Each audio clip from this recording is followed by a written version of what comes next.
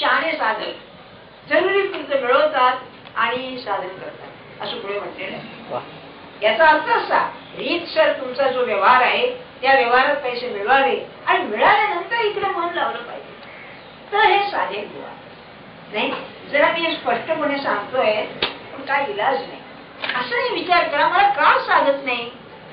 तितिक्षा किती लहान सहान गोष्टीमध्ये मला एका ग्रस्ताने ते आपला इथेच तितिक्षा 2-4 रविवाराची पूर्वी चालला होता ना, तेव्हा मला त्यांनी मुद्दाम सांगितलं. मला म्हणजे 5 मिनिट भेटायचंय तुम्हाला. मला म्हणजे विचार असणार काहीतरी भान करायचं नाही म्हणजे आता विषय झाला.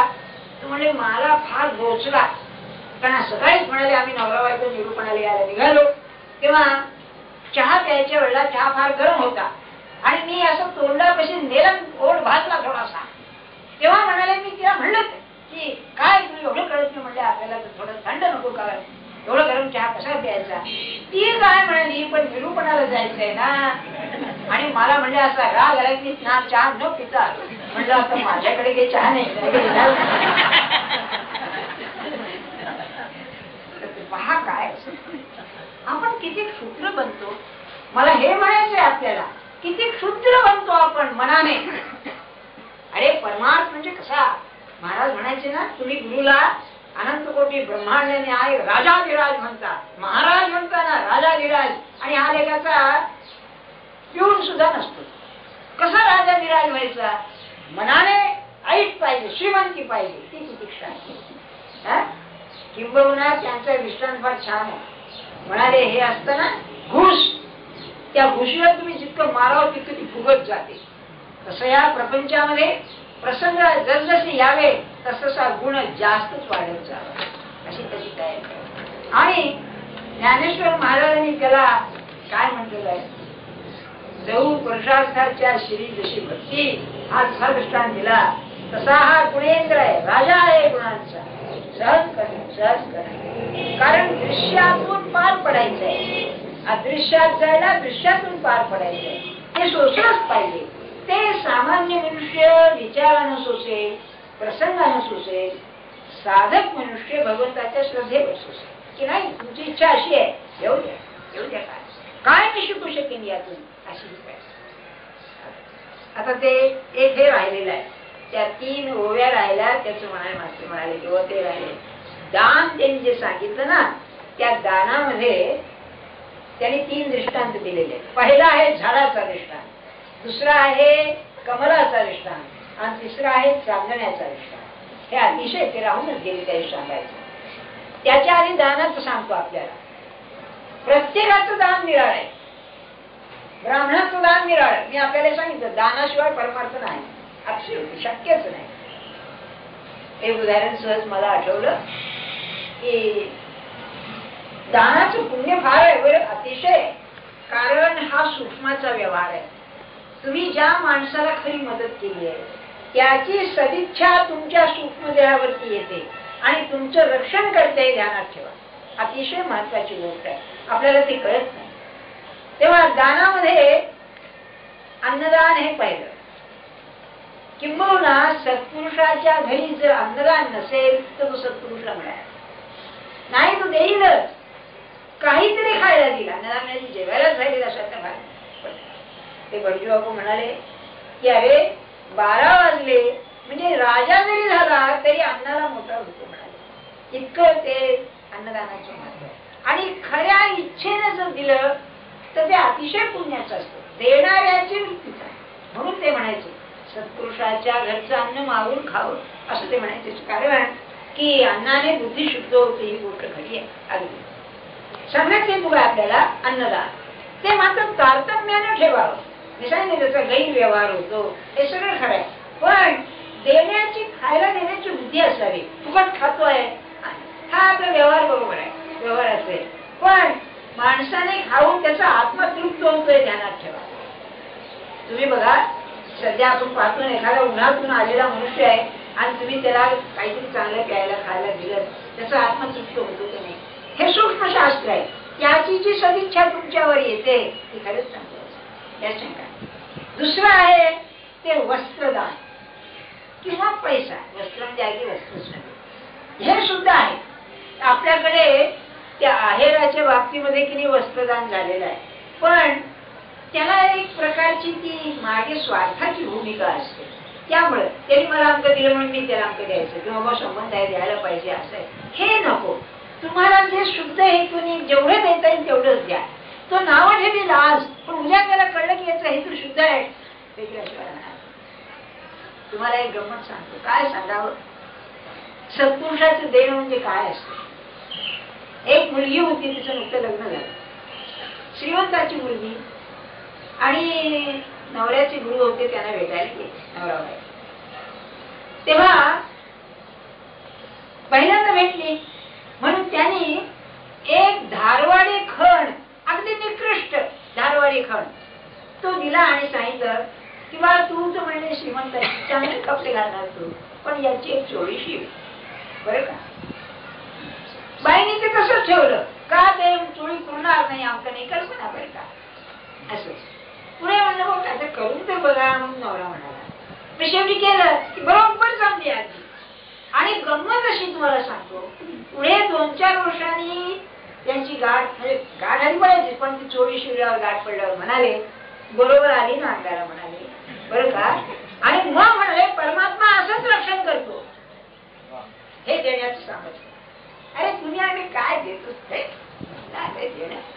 बरं, याचं काहीतरी नाही, त्यांनी दिलेली पावित्र्य आहे, हेतू पवित्र ते पवित्र ना, नाही का.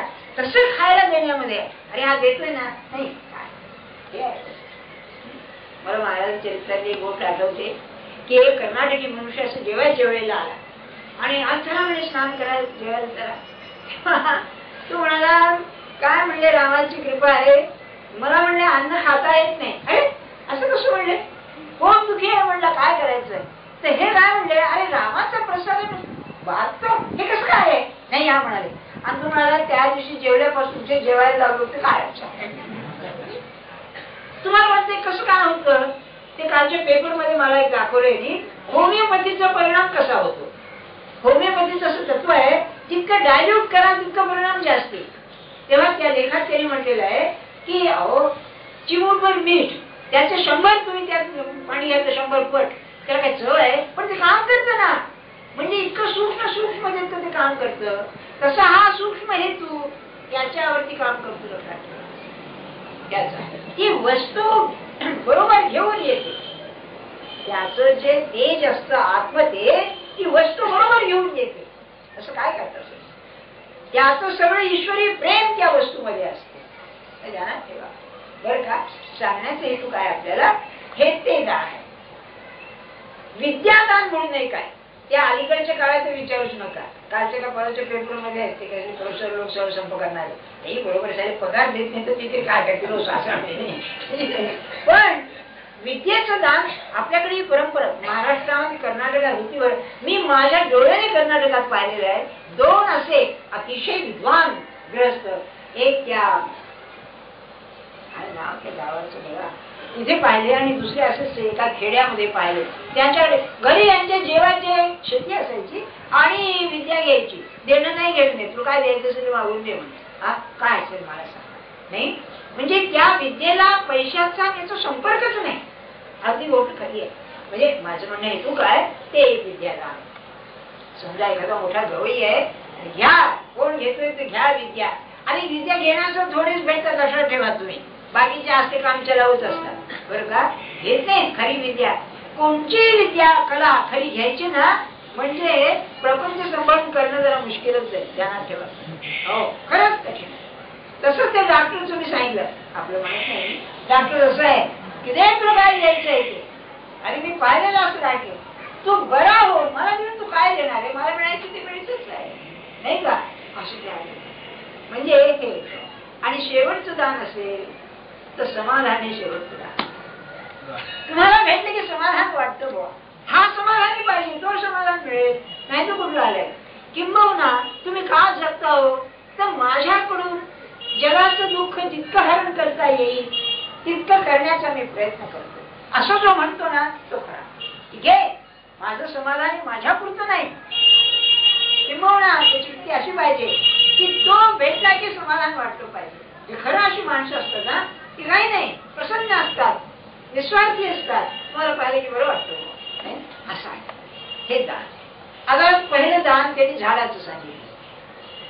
झाड म्हणाले आपली फळं फुलं घ्या, याला स्थलकालाच्या मर्यादा आहे आणि हे स्थूल दान आहे म्हणून स्थलकालाच्या मर्यादा आहे.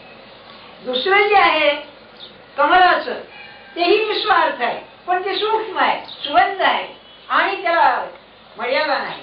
देशाची पण कालाची मर्यादा, पण देशाची मर्यादा नाही. किती पसरेल कुणी घ्या, किती घ्या. फळांचं कसं आहे, फुलांचं मर्यादा आहे. 10 माणसांनी घेतलं की संपेल. सुगंधाचं तसं नाही म्हणून हे त्याही पेक्षा सूक्ष्म आहे. आणि तिसरं जे आहे चांदण्याचं, चांदण्या किती माप तुम्ही चांदणं घ्या, चांदणं संपायचं नाही. हे मनाची शांती आहे. किती घ्या, किती घ्या. सत्पुरुषाला लुटून तुम्ही किती लुटाल तरी समाधान, त्याचं कमी होणारच नाही. तो समुद्रासारखा किती तुम्ही घेतलं तरी त्याला कमी नाही. असं ते समाधान, असं अखंड समाधान. या 3 पुरे नाही. आता आपले हे आपल्या याचे गुण सांगितले क्षत्रियाचे, मग त्याला दृष्टांत देतात. जसं ब्राह्मणाच्या गुणाने सांगितलं तसं म्हणाले सप्तगुणी विचित्र कर्मचे जगी पवित्र ते सहज जाण क्षत्रिय. हे 7 गुण जे सांगितले, हे 7 गुण म्हणाले क्षत्रियाचे गुण आहे आणि ते गुण जगामध्ये अति पवित्र आहे.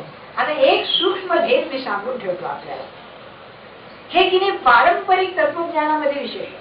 प्लेटोचं मी सांगितलं ग्रीक तत्वज्ञानात आणि हे याच्यामध्ये त्या मात्राने आपल्या ग्रंथामध्ये ध्वनित गेलेलं आहे, स्पष्ट बोलला. आता या 4 वर्णापैकी मुख्य कोण, महत्वाचे कोण, तो ब्राह्मण आणि क्षत्रिय. प्लेटोने असंच म्हणलेलं आहे. यांचं मत तसंच आहे भगवद्गीता काळाचं, की समाजाचं याला टाइम बिनी फार छान म्हणलेलं आहे. दुधावरची जशी साय तसं म्हणाले हे 2 दुधावर समाजाची साय आहे.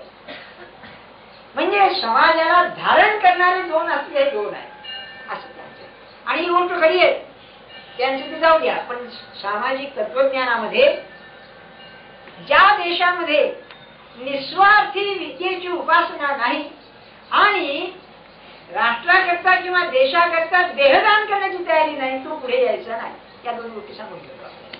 हे सोशल तत्वज्ञान बरं का. लेनिनने आपल्या एका व्याख्यानामध्ये ध्वनित करून ठेवले की रक्त सांडच पाहिजे, तो क्षत्रिय. आणि ब्राह्मण असेल तर निस्वार्थी विद्यादान, निस्वार्थी विद्यादान घे, विद्याला तयार आहे. किंबहुना विद्यादान हे असलं विलक्षण आहे की एक जन्माने अनेक जन्म जरी गेले तरी ते फिटायचं नाही. असं मला एक सहज श्लोक आठवतो महाभारतामधला.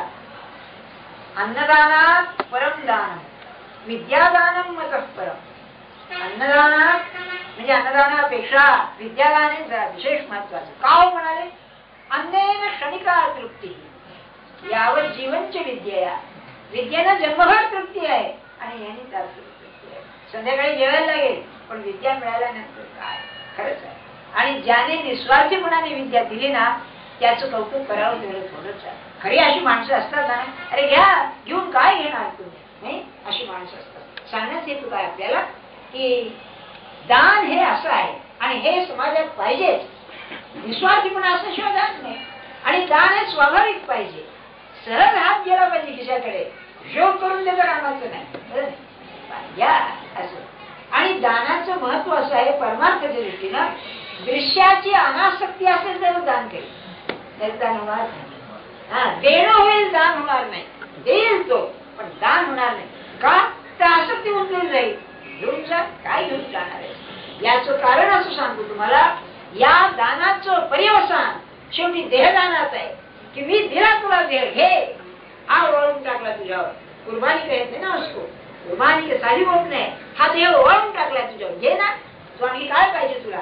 माझ्या जवळ जे अत्यंत महत्वाचं आहे तो हा देह दिलाय तुला, घे. हा देह तुझा असेल, घे. ते जे आहे ना देणं ते या दानातूनच निर्माण होतं. आता काय राहिलं माझ्याजवळ, माझा देह राहिला, दिला तुला, घे. हा त्याचा भाव आहे. आता त्या क्षत्रियाचं वर्णन 4 दृष्टांतात देत आहे. नाना क्षत्रिय नव्हे नरू तो सर्वसोनियाचा मेरू म्हणून गुणस्वर्ग आधारू. आता म्हणाले आपल्याकडे एक कल्पना आहे, पौराणिक कल्पना, की हा जो मेरू पर्वत आहे हा सोन्याचा आहे आणि तो जे सप्तस्वर्ग आहे भू भुव स्वहा वगैरे त्याला तो आधार आहे. ते 7 गुण आहे. हा मेरू पर्वत आहे. आता बघा, ब्राह्मणाच्या गुणांची एवढी तारीफ केली, क्षत्रियाच्या गुणाला मेरू पर्वत, सोन्याचं मेरू पर्वत म्हटलेलं. खरा क्षत्रिय जो आहे ना, उदार, शूर आणि सत्ता गाजवण्यामध्ये हा बेली भरून टिकते झा पाहिजे. क्षत्रियाचा धर्मच आहे तो. त्याला शूद्रपणा माहितीच नाही, कोणत्याही गोष्टीमध्ये शूद्रपणा माहिती नाही असा तो, नाही का? म्हणजे तो शिक्षा द्यायची झाली तरी तो त्याच्या भूमिकेवरून देईल. दुष्टाचं दमन करणं हे तर क्षत्रियाचं कामच आहे. नाही तो राजा लायक नाही. लक्षात ठेवा, दुष्टांचं दमन करणं हे कर्तव्यच आहे राजाचं. तरी पण त्याकरता लागणारं मनाचं जे मोठेपण आहे ते असं आहे. आणि युद्ध कशी आहे, उपनिषदामध्ये तरी 2-4 काळ मोठे मोठे जे झाले तत्वज्ञानी क्षत्रिय होते. आज जनक राजा तुम्हाला माहितीच आहे, नाही का? नाही का? तो ही युरोपियन लोकांची दृष्टी बरं का. म्हणून त्या काळी ब्राह्मणात आणि क्षत्रियामध्ये खेटाखेट होती, आपसामध्ये विरोध होता आणि शेवटी क्षत्रियांनी ब्रह्मविद्या लुबाडली. बरोबर आहे त्यांचं, ते ठीक आहे. पण क्षत्रिय आहे राम, भगवान राम क्षत्रिय आहे, भगवान श्रीकृष्ण क्षत्रिय आहे. त्याचं कारणच आहे. आणि ज्ञानी म्हणजे महाज्ञानी भीष्माचार्य क्षत्रिय आहे. हे काही सामान्य नव्हे, भक्त या दृष्टीने सुद्धा. आणि त्या ठिकाणी एका कीर्तनकारांनी शक्कल लढवली बरं का. बरोबर म्हणजे तुमचं, तुम्ही प्रोफेसर लोक आहात, पण आमचं आम्ही तुम्हाला सांगतो की असं आहे की म्हणले भक्तिमार्ग जो आहे हा ब्राह्मणांचा आहे आणि म्हणले हा जो कर्मयोग आहे हा क्षत्रियांचा. म्हणजे बुवायला काही आधार दिला, आम्हाला ते विचारू नका, आम्ही सांगतो ते ऐका म्हणाले.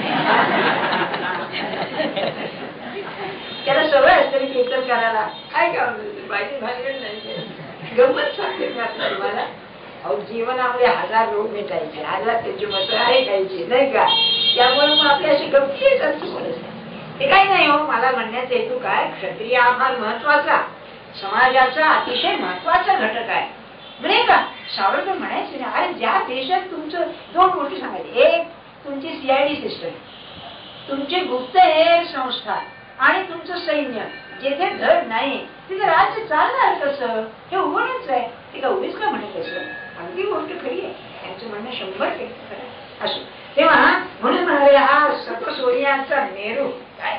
आता खरं क्षत्रिय हा रजोगुणी, पण हा सत्वगुणाचा सोन्याचं पर्वत.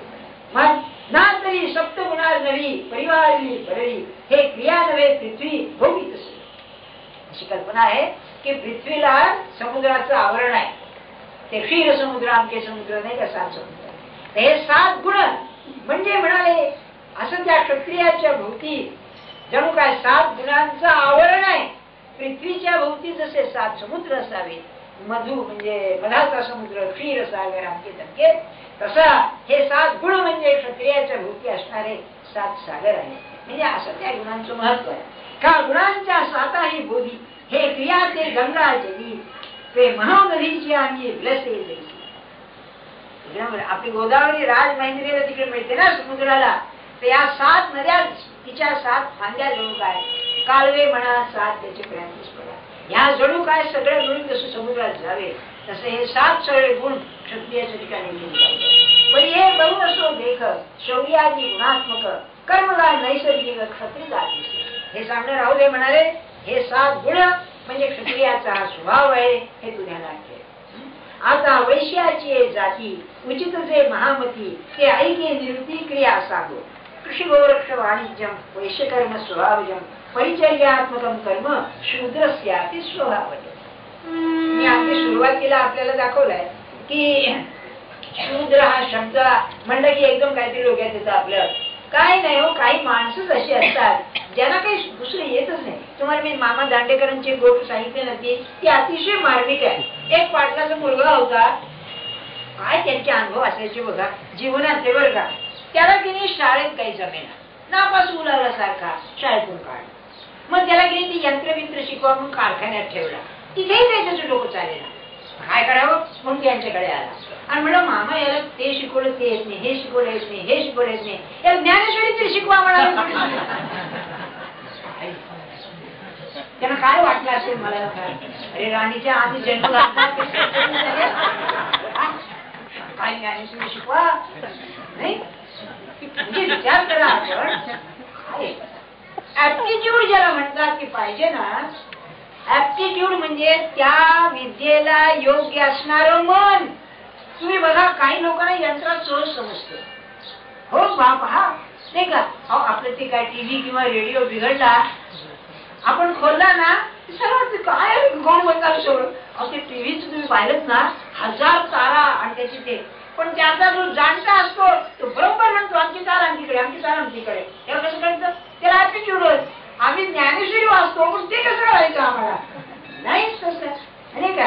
जसं काही लग्न झालेल्या बायकांना पिठलं करताना आधी फोडणी घालायची का आधी पाणी घालायचं घर कळतच नाही. ह्याला काय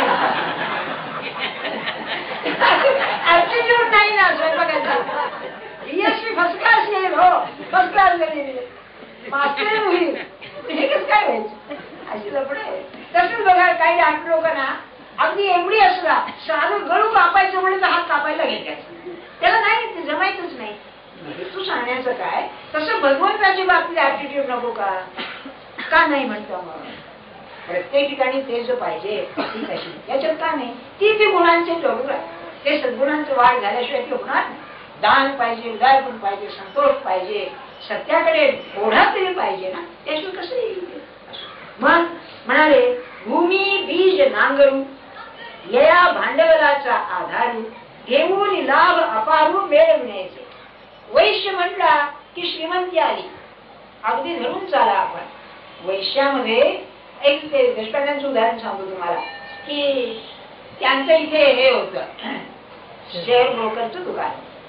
त्यांचं काय झालं असं की 1 वाजला की बंद. बिर्लाने त्यांना दुकान काढून दिलेलं. बिर्लांच्या वर चालायचं. आणि कलकत्त्याहून ना 1 वाजून 10 मिनिटांनी फोन आला, किंवा आमके शेअर आहेत ते विक म्हणून. याने उलट उत्तर दिलं की 1 वाजता मी दुकान बंद केलंय, आता मी म्हणजे विकत नाही. अरे म्हणले 4-5 रुपये फायदा आहे, तू घे. नको म्हणाले. जेव्हा भेटले तेव्हा म्हणाले, तुला एक वैश्यवृत्ती नाही म्हणाले, कशाला दुकान काढले? बघा कशी गंमत आहे. म्हणून वैश्यवृत्ती निराळीच आहे काहीतरी, नाही का. म्हणून त्यांनी म्हटलेलं आहे की घेऊन अपार लाभ मिळवणे, खूप पैसा मिळवावा. कसा? भूमी बीज नांगर. साहित्य काय? जमीन आहे, चांगलं बी आहे, नांगर आहे, या भांडवलाचा आधार आहे. ज्ञानेश्वर महाराजांनी थोडक्यात सांगितलंय की हाताशी बी, चांगलं बी पाहिजे, चांगली जमीन पाहिजे, आणखी नांगर पाहिजे. या 3 गोष्टी मग भांडवलावर खूप म्हणले अपार लाभ मिळवणं. हे झालं कृषी. वाणिज्य व्यापार त्याची एक गोळी घातली आहे. किंबहुना कृषी जिने बोधने राखोनी वर्तणे. हे म्हटलं तुम्ही त्या काळचं ते नांगर बिंगर इथं कुठं मशिनायझेशन होतं, यांत्रिक होतं. म्हणजे मग गाई पाहिजे, बैल पाहिजे, हे आलं. म्हणून गोरक्षण आलं. गोरक्षण आलं त्याबरोबर ते जिवंत कशावर जीवन आहे तर शेतीवरती जीवन आहे, म्हणून जिणे त्यावर. आता व्यापार तर ज्ञानेश्वर महाराजांनी 2च पद घातले, पण कशी आहेत बघा. का समर्थींची विकणे महाग वस्तू. स्वस्तात वस्तू आणायची आणि महाग विकायची. काय सुंदर आहे. जास्त बोललेच नाही. 4 आण्याची वस्तू 8 आण्याला विकायची. पण त्या व्यापारात सुद्धा फार प्रामाणिकपणा असतो, काही नियम असतात बघा. एक मी उदाहरण सांगतो आपल्याला, की ते डॉक्टर धराधर म्हणून यांना माहिती आहे, ते गेले होते इंग्लंडला 1 वर्षभर. तेव्हा ते सांगते, लंडन मध्ये आमच्या वस्तूची जी किंमत आहे 40 मैल आत जा तीच किंमत आहे. हे ब्रिटिश लोक या बाबतीत धन्यासाठी बोलते. पण माझ्या प्रिन्सिपलने मला सांगितलेली एक गोष्ट मी आपल्याला सांगितले, की त्याची एक छत्री एका दुकानात त्यांनी विकत घेतली होती लंडन मध्ये, आणि 15 वर्षांनी ती रिपेअर करायची होती. त्याचं कापड जुनं झालं म्हणून 15 वर्षांनी ध्यानात करा. तेव्हा ते गेलं, तिथे नवीन बिल्डिंग झालं होतं, तिथे छत्र्याचं दुकान होतं. हा गेला छत्री दुकानात, ते सांगितलं बुवा, त्यांनी बिल कुठे म्हणलं छत्री घेतल्याचं 15 वर्षाचं ते दाखवलं. तर म्हणलं हे दुकान ते मागच्या गल्लीत गेलेलं आहे, तिथे आपण जा. त्यांनी घेतली नाही ती छत्री, आणि तो गेला तिथे तर त्यांनी फुकट रिपेअर करून दिली 15 वर्षांनी. हा व्यापार. त्यामुळे तुम्हाला आमचं गिराईक जर ठरलं की ठरलं. इथे म्हणजे महाराष्ट्रीय व्यापारी काय पाहिजे, कशाला आला, म्हणजे हा अगदी संकट आलाय काय व्यापार नाही का. आणि अशी टोपी घालायची की पुन्हा येऊच नाही तो.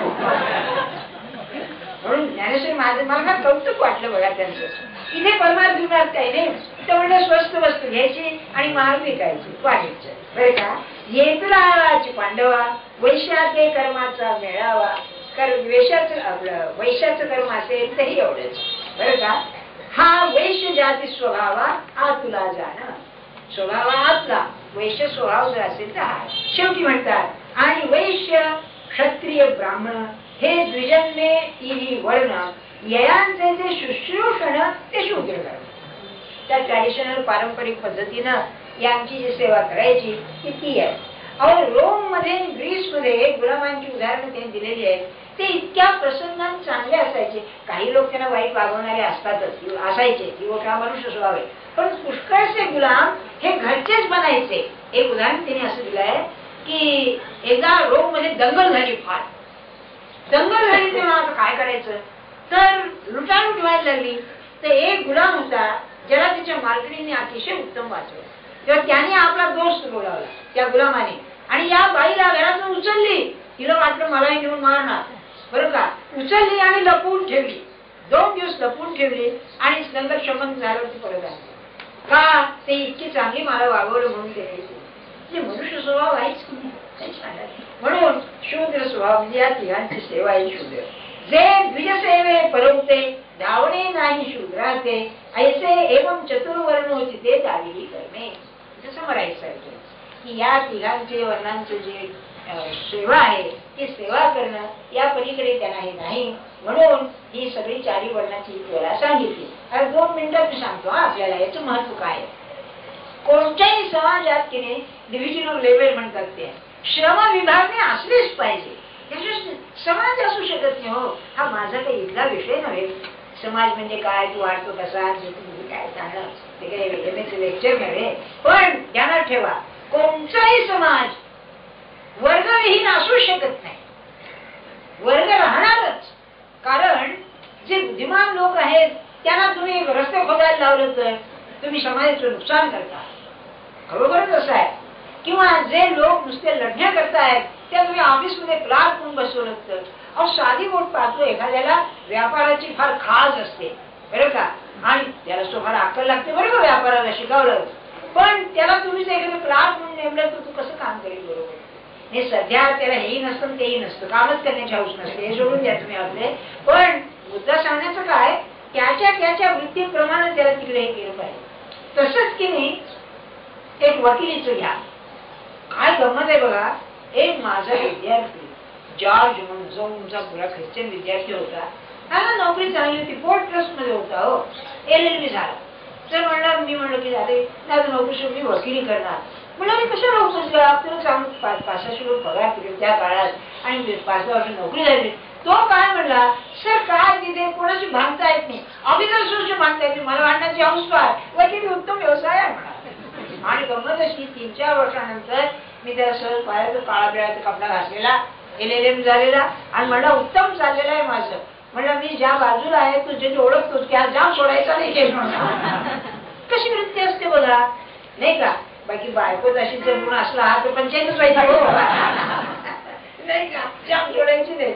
हेतू काय सांगण्याचं आपल्याला की हे प्रत्येकाचं वैशिष्ट्य राहणार आणि त्याला भगवंताकडे कसं वळवायचं हे ज्ञानेश्वर महाराज तो तुमचा गुण आहे ना तो इकडे वळवायचा.